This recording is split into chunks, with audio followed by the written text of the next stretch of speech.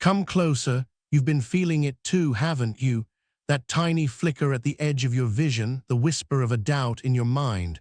That moment when something you knew to be true just shifts. It starts small, a word out of place, a detail that wasn't there before. But what if it's not just a mistake? What if it's something ancient, something hungry, twisting the very fabric of what we call truth? If you dare to face this new kind of darkness, join us. Like and subscribe to never miss a nightmare. Now, let's talk about Alex. Alex was a journalist, not just any journalist, but one obsessed with facts. In a world drowning in noise, he was a lighthouse guiding people to objective truth. He believed in evidence, in verifiable data. His apartment was a shrine to information. Screens glowed, papers were neatly stacked, books lined every wall. He lived for the truth. It began subtly, as all true horrors do. A Tuesday morning, coffee in hand, Alex scrolled through his usual news feeds. A headline caught his eye. A major financial story, one he'd been following closely. He paused. Something felt off. A number, a percentage seemed wrong. He dismissed it. A typo, surely, happens all the time. Later that day, it happened again. A report on local politics, a quote from a city council member. Alex remembered reading it differently just hours ago. The original quote had been harsh, critical. Now it was softened, almost neutral. He frowned. Maybe his memory was playing tricks. He was tired. But Alex was a man of habit, a creature of meticulous detail. He had a personal archive, a digital vault where he saved everything, every article, every quote. He pulled up the original political report, and there it was, verbatim, the harsh quote he remembered. He refreshed the live news site. The changed version remained. A chill ran down his spine. Not a typo, not his memory. Something was wrong. He cross-referenced, checked other news outlets reporting the same story. They all had the softened, neutral quote, all except his saved archive. How could this be? It was like the world had collectively forgotten the original words. The next morning, the subtle wrongness escalated. A major story he had personally worked on, a detailed exposé on corporate fraud, had a crucial fact altered. The name of a key witness, a man he had interviewed for hours, was different. A common name, but definitely not the one he knew. He felt a cold knot in his stomach. He remembered the witness's face, his voice, his story. The name was etched in his mind, but the article, published under his own byline, now displayed another name. He checked his drafts, his notes. His own files matched his memory. The live article did not. He called his editor. "There's a mistake," Alex said, his voice tight. "A name in my fraud piece, it's wrong." The editor sounded confused. "No, Alex, it's correct. Always has been." Alex insisted. The editor checked. "It's right here in the published version. What are you talking about?" A wave of self-doubt washed over Alex. Was he losing his mind? Was the stress finally getting to him? He knew what he had written. He knew the truth. But the digital world, the very medium of truth, was telling him he was wrong. He tried to rationalize it. A server error, a hacker. It felt too precise for that. The discrepancies multiplied, not just in his own work, but everywhere. Minor facts in historical accounts would shift. Dates on old news reports would change by a day or two. Not enough to be obvious, just enough to sow a seed of unease. Like a faint hum you can't quite place. His personal news aggregator, a carefully curated feed of trusted sources, began to show bizarre, contradictory headlines. One moment, a story would declare a major political victory. The next, the exact opposite, then back again. a digital flickering like a broken signal. He started taking screenshots, documenting every shift, hundreds of them, thousands. His hard drive filled with proof of the world's quiet unraveling. He felt like a lone sentinel watching the foundation of reality crack while everyone else scrolled on, oblivious. The feeling of paranoia grew. He started to doubt not just the news, but his own senses. Had he always seen that poster on the wall? Was that building always there? He shook his head. No, that was too far. This was digital. It had to be. But the line felt thinner every day. He began to avoid digital news, turning to older physical archives. He found comfort in the tangible. The smell of old paper, the ink pressed into the page. These couldn't change, could they? They were solid, fixed, a bulwark against the digital chaos. He pulled out a printed report from an old cold case, a document he'd referenced countless times. It was about a missing person, a detailed police report from years ago. He knew it by heart, every word, every date. He traced the lines with his finger, and then he saw it, a single word, in the middle of a sentence describing the missing person's last known location. It was nonsensical, a jumble of letters that made no sense, like static on a radio, not a typo, not a smudge, a deliberate, impossible alteration. His breath hitched. This was different. This was not digital. This was ink on paper, a physical object. How could a printed document, stored for years, suddenly change? He rubbed his eyes, thinking he was hallucinating. He looked again. The word remained, a stark, terrifying anomaly. He grabbed another old file, a newspaper clipping from a decade ago, a small article about a local festival. He remembered the date. July 14th. He looked. July 15th. Just one day, a small, insignificant change, but the newspaper was real, tangible. It was printed. The quiet hum of paranoia turned into a scream in his mind. The infamous coward. He had read about old legends, whispers of something that corrupted information, turning facts into chaos.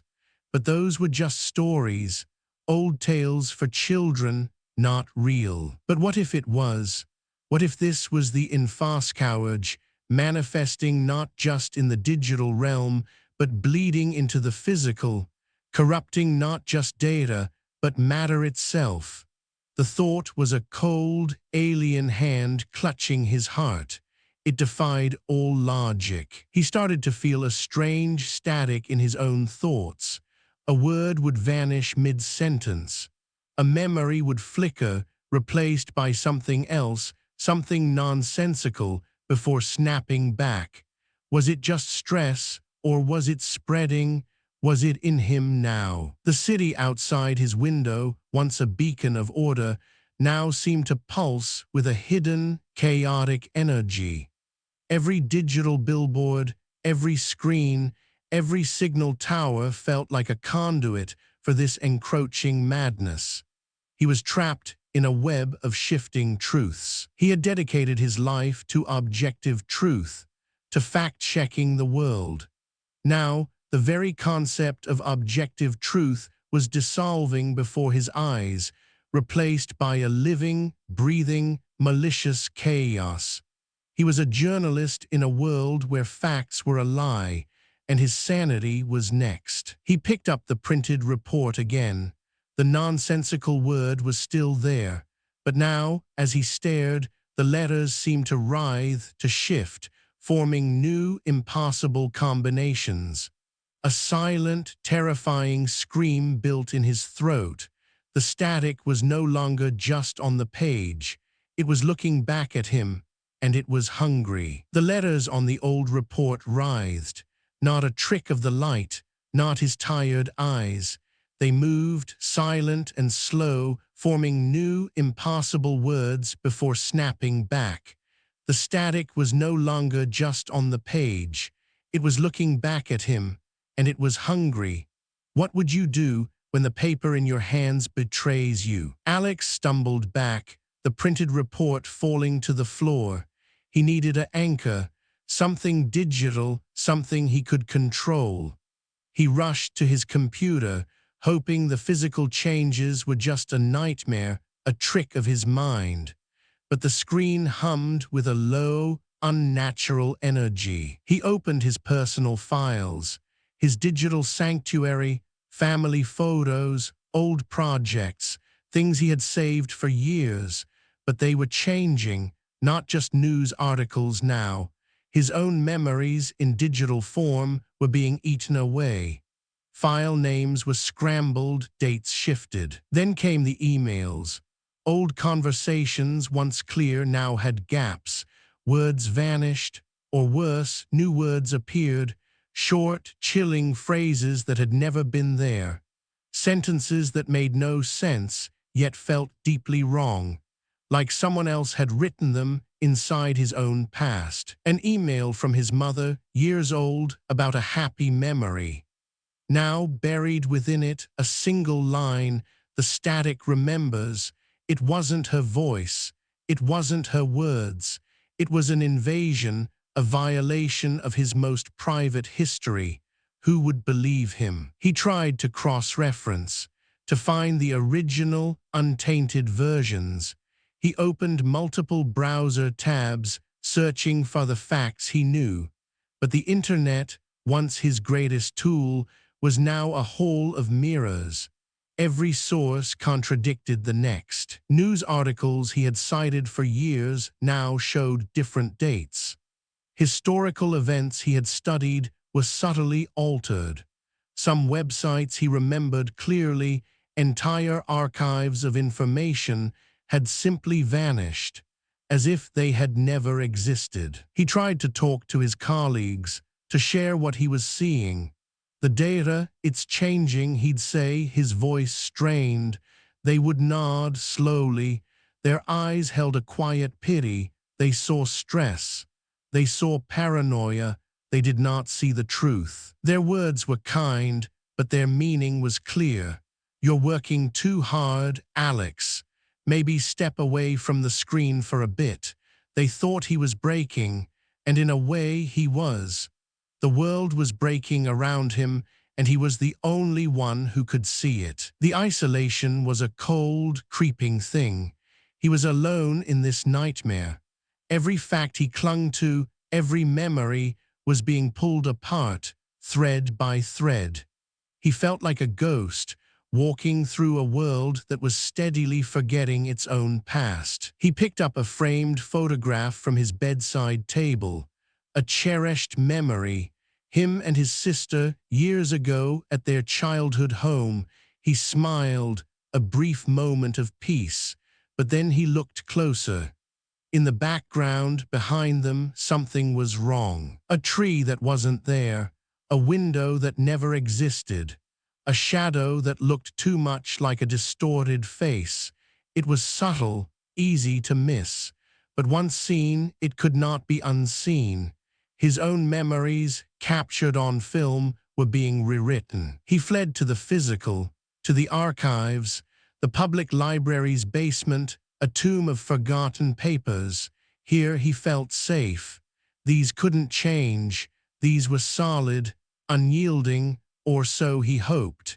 He pulled out old newspaper articles, decades old. A headline about a local election from 1982. He remembered the outcome. He remembered the date. But the newspaper in his hands now showed a different date. A different winner. Just by a day, just by a few votes. But it was wrong. He flipped through more pages, more articles, a sports score, a weather report. Each one a tiny, impossible shift, a date off by a day, a number altered. It was like a silent, invisible hand was going back in time, erasing and rewriting the past. The city outside, once a place of order, now felt like a living, breathing lie. Every digital screen, every glowing sign seemed to pulse with this quiet corruption. He felt like a fly caught in a web of shifting realities. He went home. He needed a break from the archives. He turned on the television, hoping for a moment of normal, the local news, a familiar voice, a familiar face. He just wanted to hear something real, something solid. The broadcast flickered, just for a second. The image on the screen broke apart, then came back. He blinked. Had he seen it? A brief, impossible flash. The news anchor's face, for a split second, was not human. It was a jumble of twisted lines, a mess of impossible angles, like a face made of pure static screaming. It was gone as fast as it appeared. The news anchor was back, smiling, talking about the weather. Normal, too normal. Would you have looked away, or would you have stared? Alex stared. He knew what he saw. It was not a glitch. It was not a mistake. It was a message. A face from the chaos, revealing itself for a terrifying moment. His hand went to the remote, shaking. Should he turn it off, bury his head in the sand, pretend it never happened? But he was a journalist. He sought truth, even if the truth was a nightmare. He watched the news, forcing himself to stay calm. The broadcast continued, seemingly normal, but now he saw it. A tiny flicker in the corner of the screen, a single pixel out of place, then two, then a line. The static was spreading, a fine, almost invisible veil across the entire image. It covered the news anchor, the graphics, the scrolling headlines. It was there, even though the broadcast seemed to continue without issue. It was watching him. His breath caught in his throat. This wasn't just a physical change anymore. This wasn't just digital files. It was an entity, a presence, and it was everywhere, in the air, in the light, in his own mind. The static on the screen pulsed, growing thicker. It began to consume the image, blurring the news anchor, twisting the background. It was no longer just a veil. It was a storm, a living, breathing storm of pure chaos, and in its heart he saw it again, the face. But this time it was clear, and it was smiling. The static on the screen pulsed, growing thicker. It consumed the image, blurring the news anchor, twisting the background. It was no longer just a veil. It was a storm, a living, breathing storm of pure chaos, and in its heart he saw it again, the face. But this time it was clear, and it was smiling, a smile that promised to unravel everything. Alex stumbled back from the television, a strangled gasp caught in his throat. The smile was not a trick of the light. It was real, a direct, personal challenge from something that defied all understanding. It had seen him, it knew him, and it was enjoying his fear. Then, as quickly as it appeared, the face was gone. The static vanished. The news anchor was back, perfectly composed, talking about traffic. The broadcast was normal, too normal, as if the last terrifying seconds had never happened. Was he losing his mind? He needed an anchor, something solid. He needed to prove to himself that not everything was a lie. He thought of the library, the quiet, dusty halls. He had to go back to the physical records. They couldn't all be corrupted, could they? The city library felt different now. The silence, once comforting, now felt heavy, watchful. Every shadow seemed deeper, every creak of the floorboards a warning. He walked through the aisles. The scent of old paper, usually a balm, now felt like a shroud. He found an old history book, a heavy, worn volume he remembered from his college days. It was about the city's founding, a fact he knew by heart, the date the first mayor was elected. He opened the book. his fingers tracing the familiar words. His eyes scanned the page. The date, it was there. But then a subtle flicker, a tiny shift. The number, it was off by a single day, just one day. A small, insignificant change, but it was there, in the ink, on the paper. It wasn't passable. He grabbed another book, a classic novel he'd read many times. He knew the main character's name, he always had, but when he found it on the page, it was different. A common name, but not the one he remembered, not the one he knew. The Infoscouage wasn't just altering facts now. It was rewriting stories, changing narratives. It wasn't enough to corrupt data. It wanted to corrupt the very essence of what we believed, what we remembered. It was stealing the past piece by piece. The horror crept closer, not just to the books, but to him. His own memories began to fray. He tried to recall a simple conversation from last week. The details were hazy, conflicting, like a dream fading upon waking. He tried to remember his sister's favorite color, a simple fact. He'd known it since they were children, but now his mind offered two different colors, then three. He couldn't be sure. A cold panic started to rise in his chest. Was it in him now? He picked up his phone, his hand trembling. He had to know. He called his sister. "Hey," he said, his voice strained. "Remember that summer when we built that treehouse?" He waited, holding his breath, for her to confirm the memory. Her voice was light, cheerful. "Treehouse? Alex, we never built a treehouse. You always wanted to, but Dad said no." He stared at the wall, disbelief washing over him. She sounded so sure. Her memory was wildly different from his. It was impossible. He hung up the phone, feeling heavy in his hand. Not only were his memories being twisted, but the memories of others too. They were all living different versions of the past. The world was fracturing, and no one knew it but him. He needed a fortress, an uncorruptible record, something physical that couldn't be touched by the static. He found a fresh notebook, thick paper, and a new pen. He would write it down, every fact, every memory, before it was all gone. He pressed the pen to the paper. The sky is blue, a simple, undeniable fact, a truth that could not be twisted. He wrote it slowly, deliberately, as if engraving it into stone. He felt a brief, fleeting sense of control. He looked away for a second, then back at the page. His breath hitched. The word blue looked wrong, not a smudge, not a mistake. The ink seemed to have subtly shifted, almost like it was trying to spell blur. He rubbed his eyes, but it remained. He tried again. His own name, Alex, his identity, something that was undeniably his. He watched the ink dry, waiting for the inevitable. He felt a cold dread settle in his stomach. This was it. There was no escape. And there it was.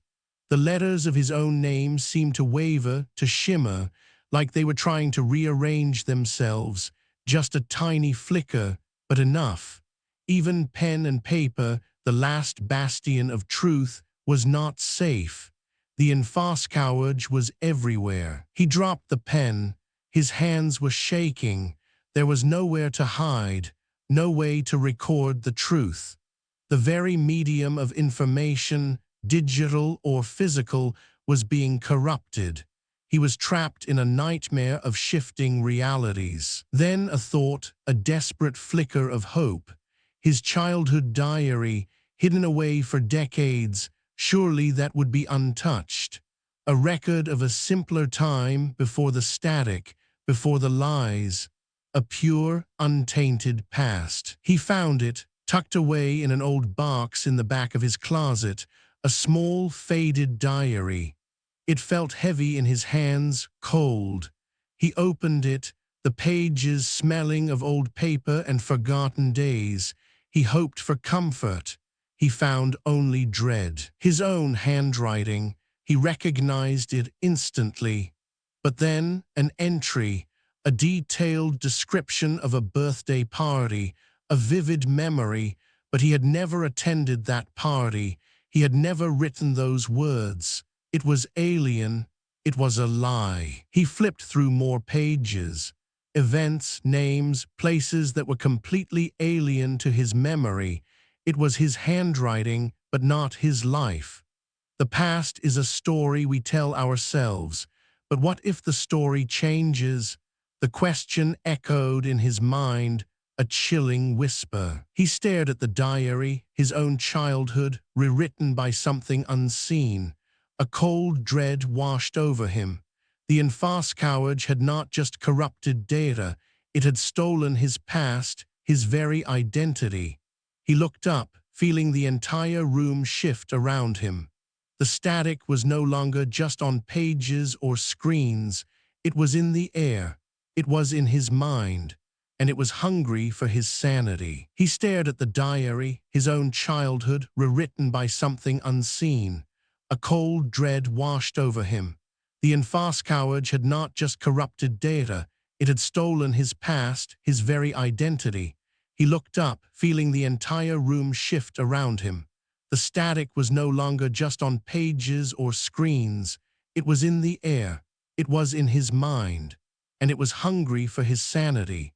What would you do if your own memories became a stranger's story? He stumbled towards the window, seeking an anchor. The familiar cityscape, a solid presence he'd always known, but even as he looked, the world outside began to twist. A street sign, clear moments ago, suddenly showed a different name. Then it flickered back, then it changed again. A silent, sickening dance. He had to see it up close. He ran out, into the city that was no longer his. The street signs were the first assault.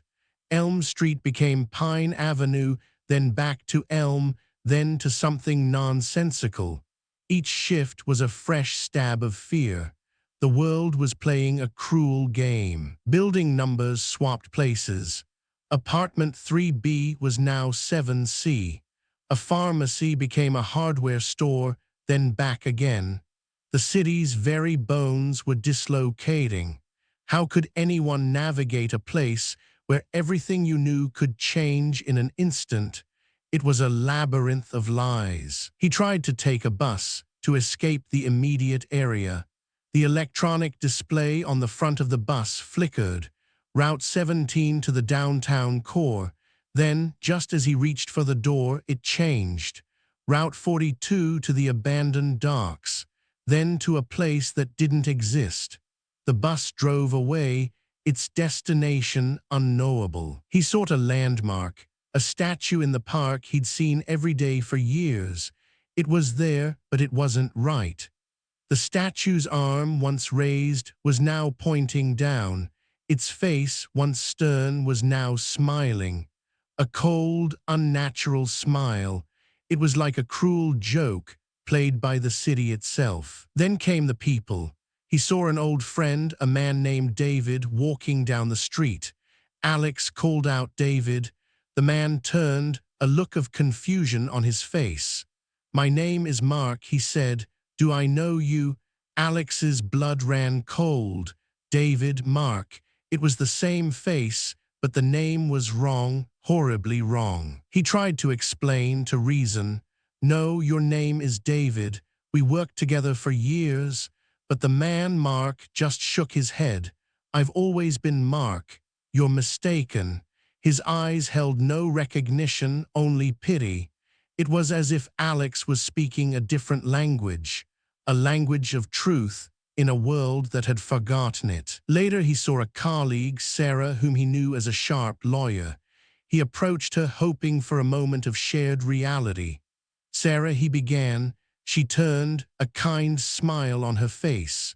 "Oh, hello, my name is Elizabeth. I'm a baker. Can I help you?" His mind reeled. A baker? Sarah was a lawyer. This was not possible. He rushed home, desperate for his own notes. his meticulous records. They were physical, unchangeable, weren't they? He opened his research notebook. The ink seemed to swim on the page. Words he'd written clearly, facts he'd confirmed 1,000 times, were dissolving into nonsense, like static on paper. His files, his carefully organized evidence, were no longer reliable. A newspaper clipping about a local event, dated Tuesday, now said Wednesday. Then it said Monday. The details within the article contradicted themselves, sentence by sentence. It was a war on truth, and his own archives were the battlefield. He picked up a framed photo of his childhood. A memory, solid and comforting, he stared at it, a tree in the background, one he knew well. As he watched, a new branch appeared, then vanished. A shadow lengthened, becoming a vague, unsettling shape. The past was no longer fixed. Then came the new falsehoods.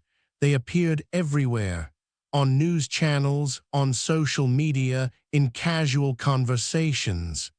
Stories of impossible events, of people who had never existed, of history rewritten. And everyone, absolutely everyone else, believed them without question. He heard people discussing these new facts with certainty. A major bridge, they said, had always been red, not blue. A historical figure, they claimed, had died on a different date. Alex's mind screamed. He knew the truth, but their reality was twisting, accepting the lies as easily as breathing. His mind was a battlefield. Two realities clashed. The one he knew, the one he had always believed, and this new, chaotic one. He felt a constant, sickening pull, tearing his thoughts apart. It was a torture beyond words. How long could he hold on? He tried to write down something simple. The sun rises in the east, a fundamental truth. But as his pen touched the paper, the ink seemed to resist. It shimmered, trying to form other words, words that made no sense. The very act of recording truth became a struggle. The city felt like a stage, its scenery constantly changing. He walked through streets that rearranged themselves, past buildings that morphed. It was a play designed to break his mind. Every step was a step into deeper uncertainty. There was no solid ground left. The static in his mind grew louder. It wasn't just thoughts now. It was a hum, a buzz, a constant presence. Words would vanish mid-sentence in his head. Memories would flicker, replaced by impossible images. It felt like his brain was being rewired against his will. Was he mad? Was this all a delusion? The thought was a cold, sharp blade. To be the only one who saw the truth in a world that had embraced the lie. It was a lonely, terrifying madness. He felt himself slipping, the edges of his sanity fraying. He passed a shop window, catching his reflection. For a moment, it looked wrong, not his face.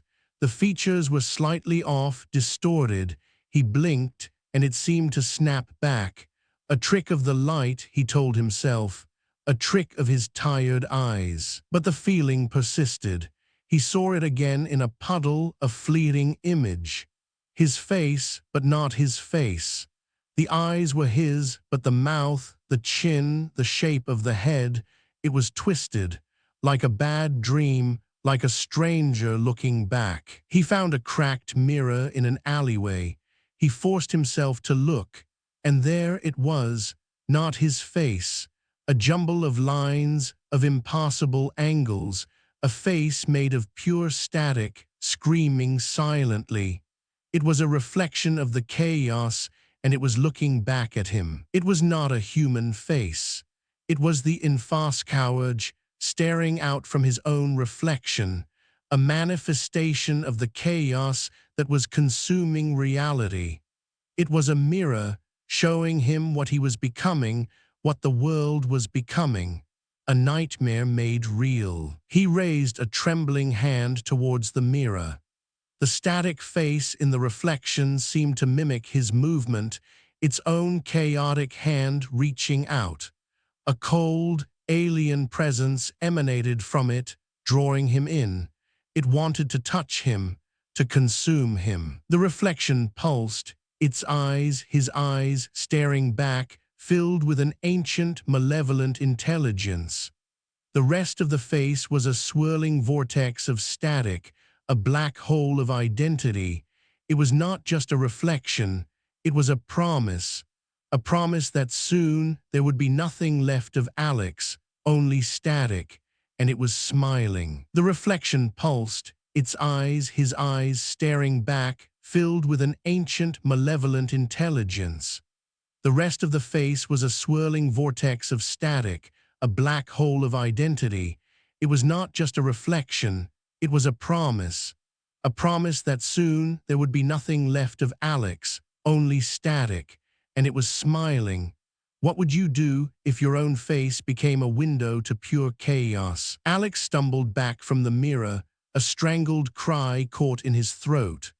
The smile, the silent, terrifying smile, was burned into his mind. It was a direct challenge, a declaration of victory. It knew him. It was inside him. He felt his mind fraying, the last threads of sanity stretching thin. He had to find a stable point.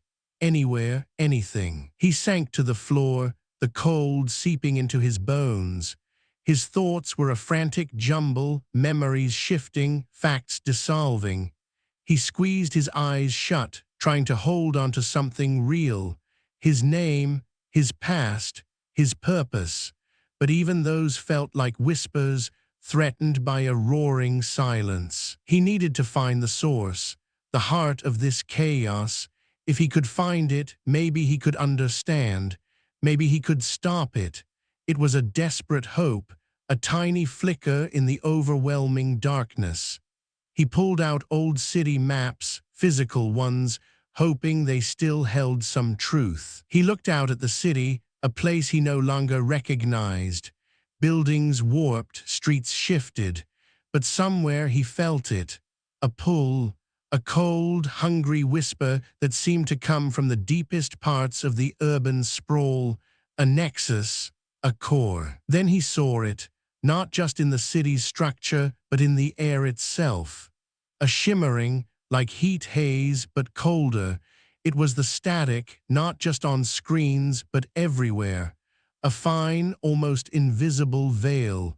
It pulsed, briefly showing impossible images. A flash, a split-second vision of a city that wasn't his.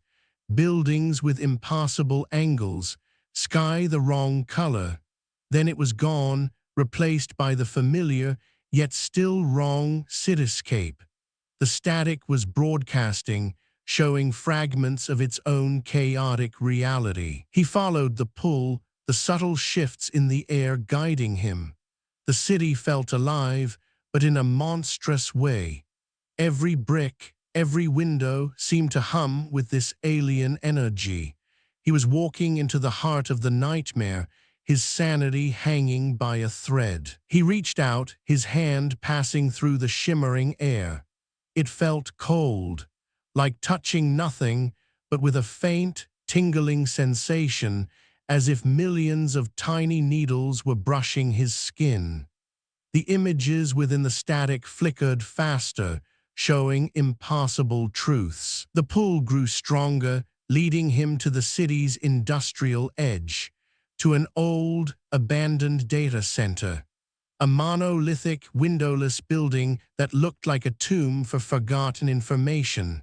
This was it, the core, the Infoscourage's heart. The entrance was a gaping maw of darkness.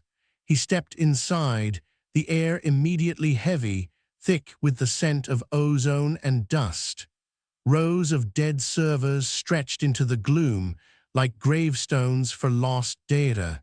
Every defunct machine hummed with a low, unnatural thrum. He walked deeper, the silence broken only by the hum and the soft crunch of broken server parts under his feet.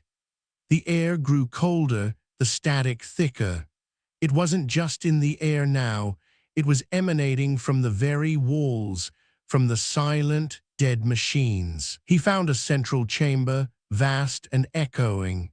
In the middle, a single, enormous server rack stood, still glowing faintly.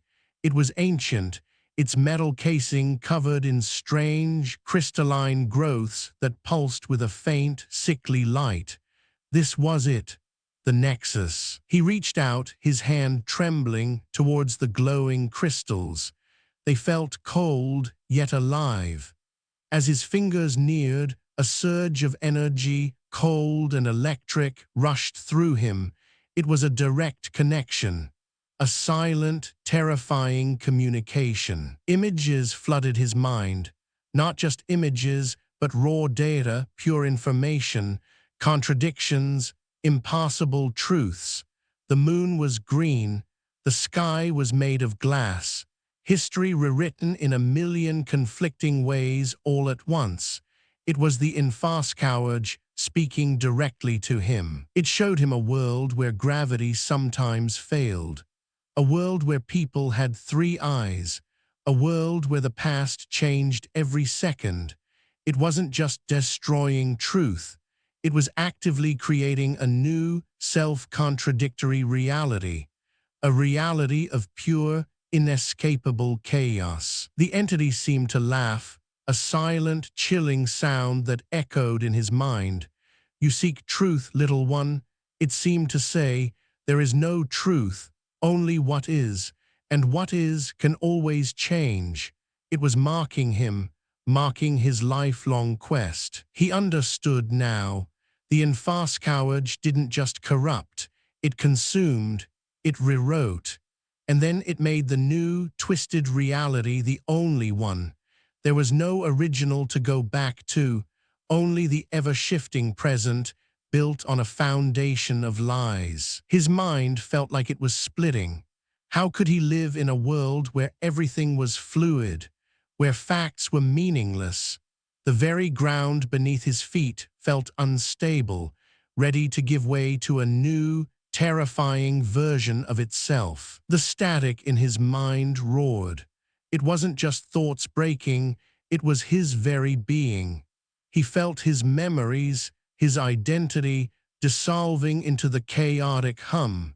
He was becoming part of the Infoscouage, a vessel for its endless lies. Then the core pulsed, a blinding flash of white light followed by an immediate, profound darkness. Not just a lack of light, but a void, a complete absence. When the light faded, the chamber was different. The server racks were gone, the dust, the broken parts, everything. It was a smooth, featureless room, as if it had never existed. As if the data center and all its information had been completely erased. A vast amount of history, of information, erased, instantly, without a trace. Imagine everything you've ever known vanishing in an instant. Could you bear it? Alex couldn't. He felt a scream building in his throat, but no sound came out. He looked at his hands. They were still there, but they seemed translucent. The lines on his palms flickered, shifting.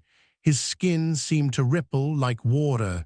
He was becoming less solid, less real. Then he heard it, a faint, distant whisper echoing from the silent, empty chamber. His own name, Alex, but it was not his voice. It was the static, and it was calling him home. The world around him began to dissolve, the white void consuming everything, including him. He was becoming the lie, and the Infoscouage was finally, truly victorious. The world had become a scream, not a sound you could hear, but a constant, silent shriek of wrongness. The Infoscouage had won. Every fact, every memory, every solid thing you thought you knew was now a liquid, shifting horror. What would you do when the ground beneath your feet was not certain? Alex, or what was left of him, moved through this new world like a ghost. His mind, once a fortress of facts, was now a shattered mirror.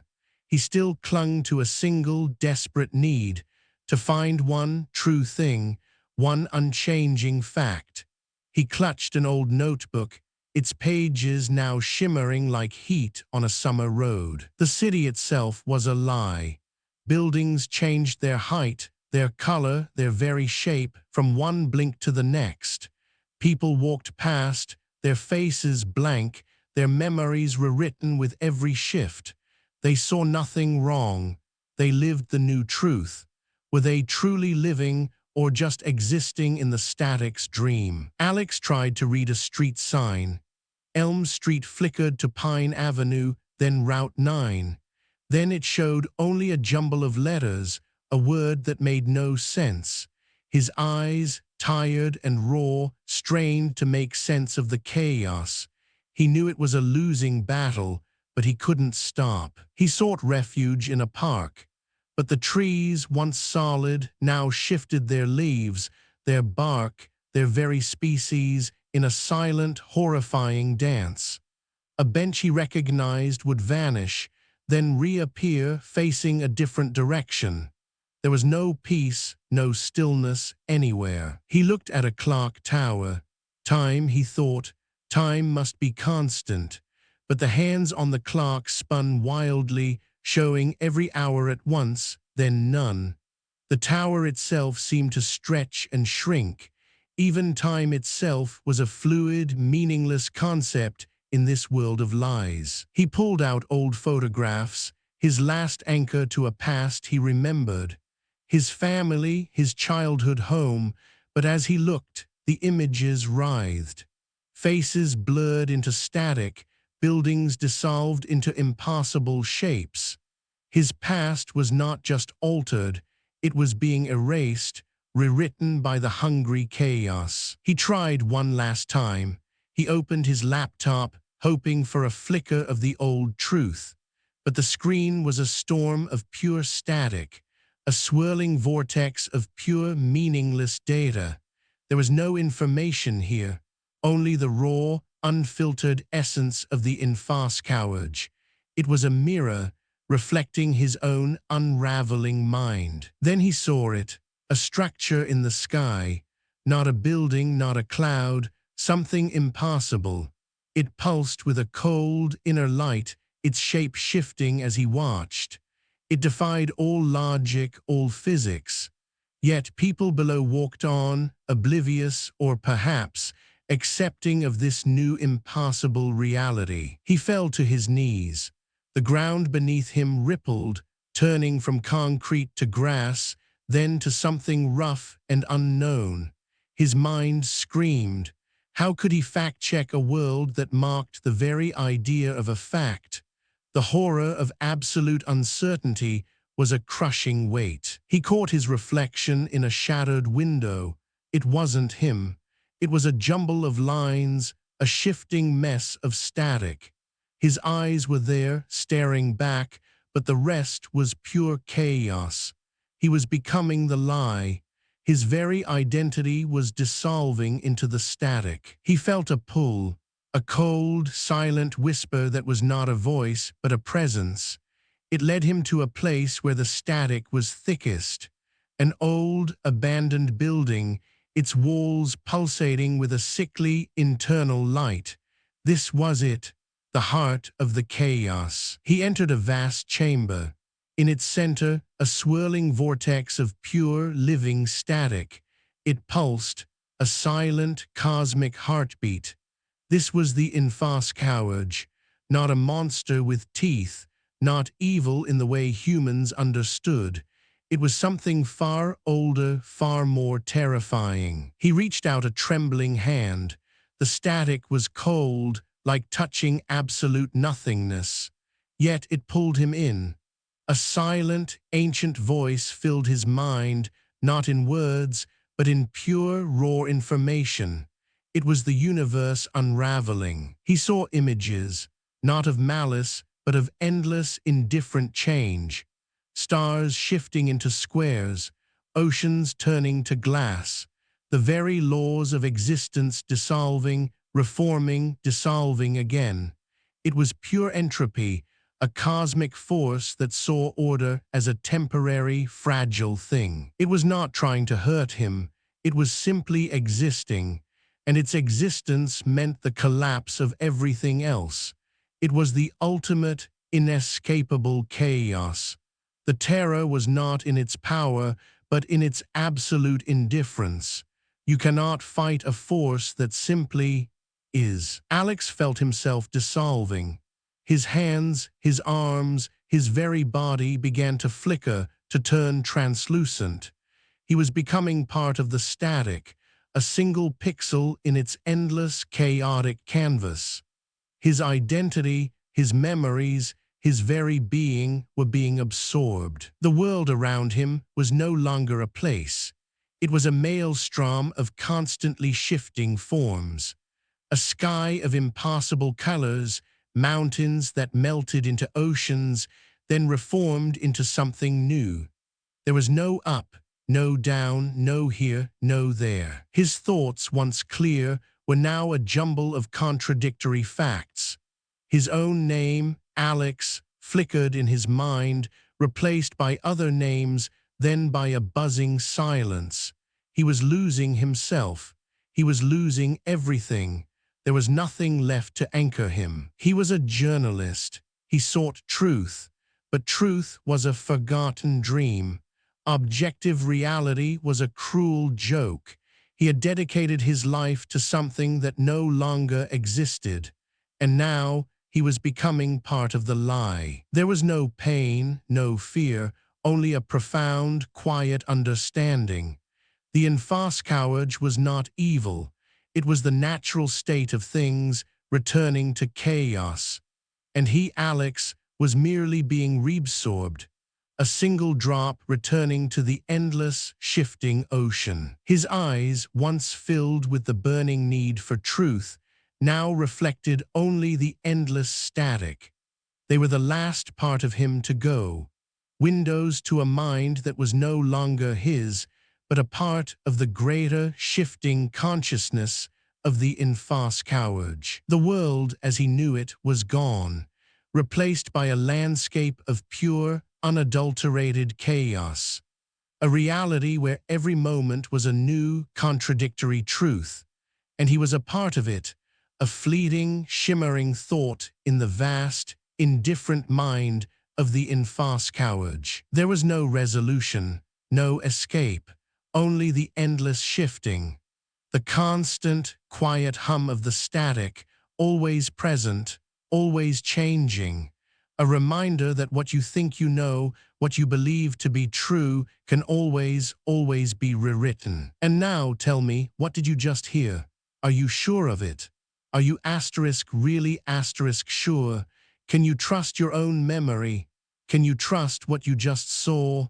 Or is the static already there, at the edge of your mind, ready to rewrite your reality?